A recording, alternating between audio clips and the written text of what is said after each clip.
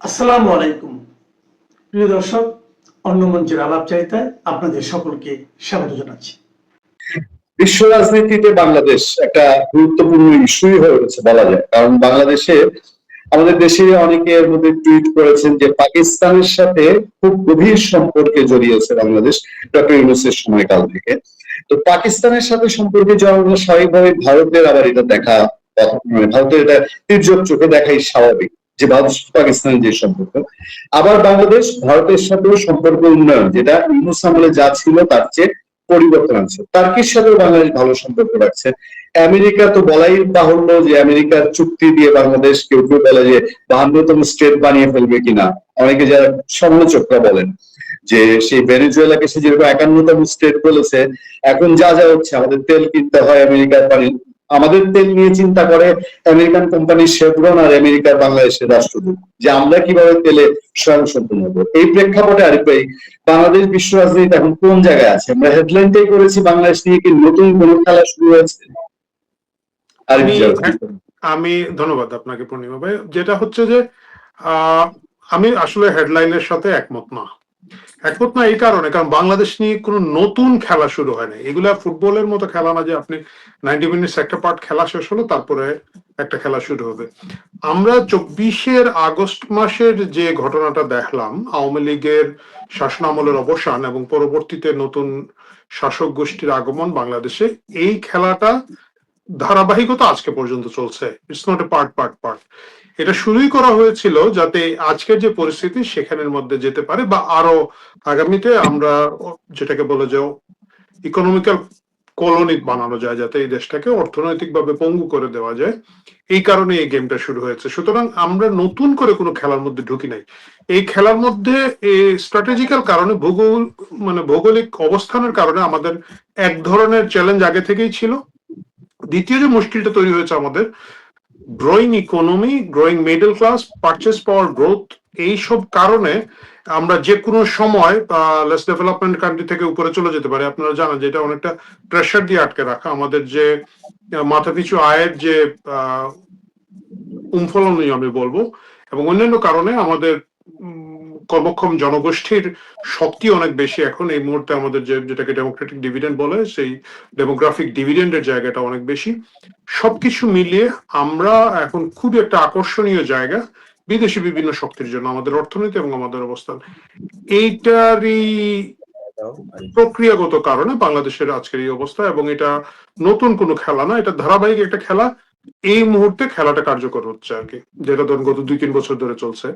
এইটার একটা ফল শুরু হচ্ছে মাত্র, যেটা ইউনূস সাহেব প্রথমার্ধে করে গিয়েছেন। উনি পুরো মাঠটা সাজিয়ে দিয়ে গিয়েছেন, গোল টোল করার জায়গাটা ব্যবস্থা করে দিয়ে গেছেন। তারই কন্টিনিউশন আজকের যে সরকার, তারা সেখানে ধারাবাহিক এখন গোলগুলা দিয়ে যাবেন।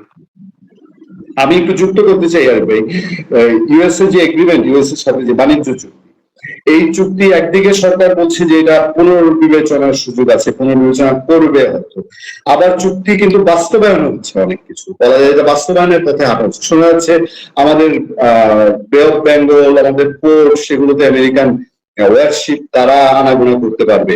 তাহলে চুক্তি যদি বাস্তবায়নই হয়, এটার পর্যালোচনার কি জায়গা থাকছে? পর্যালোচনার জায়গা আছে, আমি জানি না আপনি কোথায় শুনেছেন। এগুলো কৌতুক, এগুলো শুনতে ভালো লাগে। একটা দাড়ি কমা ফুল স্টপ, কিছু বদলানোর ক্ষমতা নাই। মানে ক্ষমতা নাই মানে কি, এটা বদলানো হবে না ধরে নিয়েই তো আপনি ক্ষমতায়।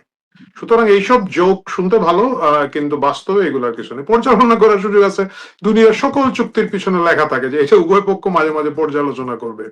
তো এখন ওই লাইনটা ধরে যদি আমি বলি পর্যালোচনা করার সুযোগ আছে, ভালো।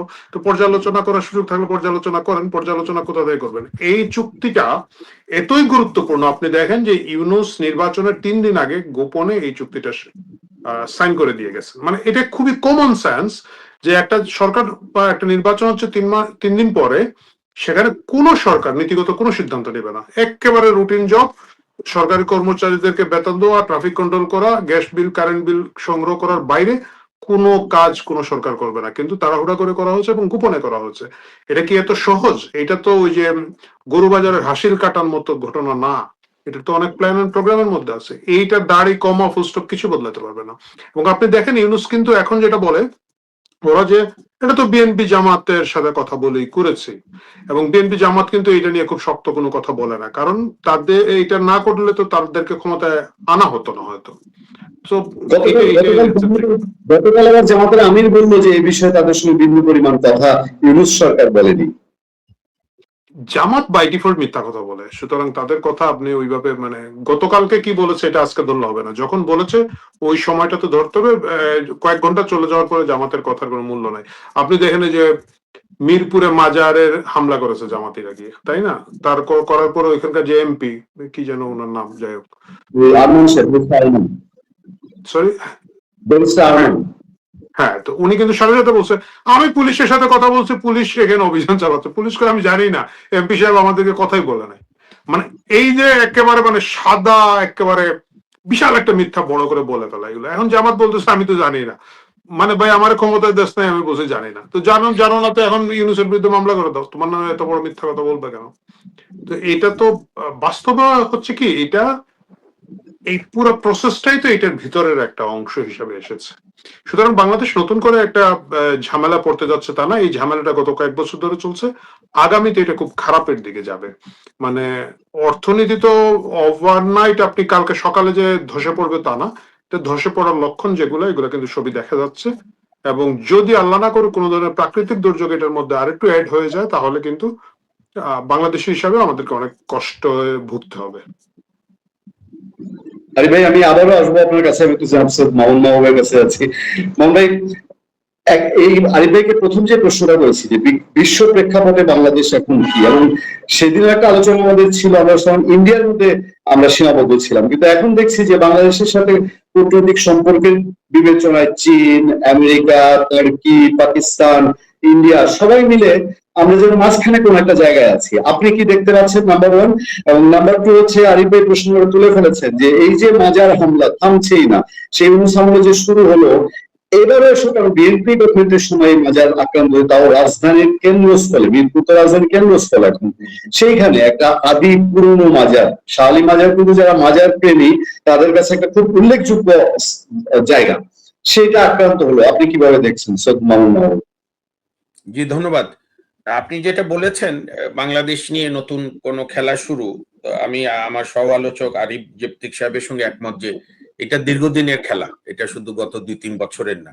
আমাদের বাংলাদেশের আমাদের যেটা একমাত্র গর্বের, কবি রুদ্র মোহাম্মদ শহীদুল্লাহর ভাষায় বা কবি শামসুর রহমানের ভাষায়, স্বাধীনতা তুমি আমার একমাত্র স্বজন হারানো স্বজন। তো সেই মুক্তিযুদ্ধের সময় তো আমরা আন্তর্জাতিকভাবে একটা গুরুত্ব বহন করেছিলাম। অর্থাৎ তখন মার্কিন যুক্তরাষ্ট্র, পশ্চিমা বিশ্ব এবং সমাজতান্ত্রিক চীন, তারা আমাদের শুধু বিরোধিতাই করেনি, পাকিস্তানেরকে সর্বপ্রকার সহায়তা দিয়েছিল, আর্থিক, সামরিক। এমনকি ডিসেম্বরে মার্কিন যুক্তরাষ্ট্র 7ম নৌবহর পাঠিয়ে দিয়েছিল। কিন্তু তখন সারা বিশ্বের যে মুক্তিকামী আন্দোলনে, বিশেষ করে দ্বিতীয় বিশ্বযুদ্ধোত্তরকালে সোভিয়েত ইউনিয়নের যে অসাধারণ অবদান, সারা বিশ্বের মুক্তিকামী মানুষের আন্দোলনকে সমর্থন করা, এবং আমাদের যে মহান মুক্তিযুদ্ধ, সেখানে বাংলাদেশ আওয়ামী লীগ তো নেতৃত্ব দানকারী সংগঠন, তার সঙ্গে তদানীন্তন পাকিস্তান দ্বারা নিষিদ্ধ পূর্ব পাকিস্তানের কমিউনিস্ট পার্টি, তখনকার নেতা বীর কমরেড মনি সিং, মোহাম্মদ ফরহাদ, তা ছাত্র ইউনিয়ন, ন্যাপ, অধ্যাপক মোজাফফর, এদের ভূমিকা, সঙ্গে আওয়ামী লীগ তো নেতৃত্বই ভূমিকা, এবং তাজউদ্দিন সাহেবের মতো। আমি এই জন্য খুব দৃঢ়তার সঙ্গে বলি, বঙ্গবন্ধুর জন্ম না হলে আমাদের স্বাধীনতা যুদ্ধ শুরু হতো না, আর তাজউদ্দিন সাহেব না থাকলে আমাদের মুক্তিযুদ্ধ সম্পন্ন হতো না সফলভাবে। কারণ আপনি জানেন, মুক্তিযুদ্ধের মধ্যেও মুজিব বাহিনীর দুইবার তাজউদ্দিন সাহেবকে হত্যা করার উদ্যোগ নিয়েছিল ওই যুবনেতারা, তখনকার যুবনেতা শেখ ফজল হক, মনীষা ও অন্যরা। তো যে ইতিহাসে সেই তাজউদ্দিন সাহেবকে সবাই অবজ্ঞা করেছে, কেউ বাদ দিয়েছে, কেউ নাম বলতে চায়নি। কিন্তু ইনশাল্লাহ তাজউদ্দিন সাহেব বঙ্গবন্ধুর ঘনিষ্ঠ সহচর হিসেবে যেরকম জীবন দিয়ে প্রমাণ করেছে বঙ্গবন্ধুর প্রতি তার অকৃত্রিম আনুগত্য, তো সেখান থেকেই তো আমাদের বাংলাদেশের গুরুত্ব। এবং বঙ্গবন্ধু যে সাহসের সঙ্গে ভূমিকা পালন করেছিল, তার সেই অসাধারণ উক্তি, বিশ্ব আজ দুভাগে বিভক্ত, একটি শোষক আর একটি শোষিত, আমি শোষিতের পক্ষে, কিংবা তার আরো একটা ভাষণ, আমি লুমুম্বা হব, আলেন্দে হব, তবু সাম্রাজ্যবাদের কাছে মাথা নত করব না। এবং উনি তো আমাদের সংবিধানে সমাজতন্ত্রকে ইনক্লুড করেছিলেন। পদ্ধতিগত প্রয়োগের ত্রুটি দুর্বলতা তো সব দেশেই থাকে। তো তারপর থেকে তো জিয়াউর রহমানের আমলে একদম উল্টো অবাধ মুক্ত বাজার অর্থনীতি, 91-এর পরে বোধহয় 93-র দিকে আমি যদি ভুল না করে থাকি, আওয়ামী লীগও তার গঠনতন্ত্র চেঞ্জ করে মুক্ত বাজার অর্থনীতি করলো, হয়তো বাস্তবতার কারণে। তো মার্কিন যুক্তরাষ্ট্রের সঙ্গে খারাপ সম্পর্ক কিন্তু ভাই বিএনপি আওয়ামী লীগ কেউই মেনটেন করেনি। প্রত্যেকে চেয়েছে মার্কিন যুক্তরাষ্ট্রের সঙ্গে ভালো সম্পর্ক রাখার, এবং যে যখন বিরোধী দলে থেকেছে তখন মার্কিন এম্বাসিতে যাওয়া ছিল আন্দোলনের একটা অন্যতম কাজ। মার্কিন অ্যাম্বাসেডারকে আমি শেখ হাসিনার বাসায় বহুদিন দেখেছি। যখন আমরা 2001 থেকে 2006 পর্যন্ত আওয়ামী লীগ না করলেও গণতান্ত্রিক আন্দোলন করেছি আপনার আইনজীবী সমন্বয় পরিষদ থেকে, তখনও যে কয়েকবার গিয়েছি শেখ হাসিনা ওখানে, তাতে একবার দুইবার দেখেছি মার্কিন অ্যাম্বাসেডার যেতে। কিংবা ধরেন এই যে 23-এর দিকে এই যে এখানে ভারতে যে মিটিং হলো, সেখানে তো শেখ হাসিনা তার কন্যা সাইমা ওয়াজেদ পুতুল, ওর নাম কি, জো বাইডেনের সঙ্গে ছবি তোলার জন্য উদ্গ্রীব হয়েছিলেন, এবং ছবি তুলে তো সেটা ওবায়দুল কাদের গর্ব করে বলেও ছিল।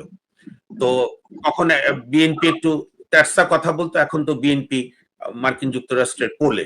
আর মার্কিন যুক্তরাষ্ট্রের সঙ্গে চুক্তি নিয়ে সবচেয়ে ভালো বলেছেন গতকাল বীর মুক্তিযোদ্ধা বিএনপির এমপি ফজলুর রহমান সাহেব, বলেছে এইটা রবার্ট ক্লাইভ 1757-র পরে রবার্ট ক্লাইভ এবং মীর জাফরের চুক্তি, এরপর তো আর কোনো বিশ্লেষণ লাগে না।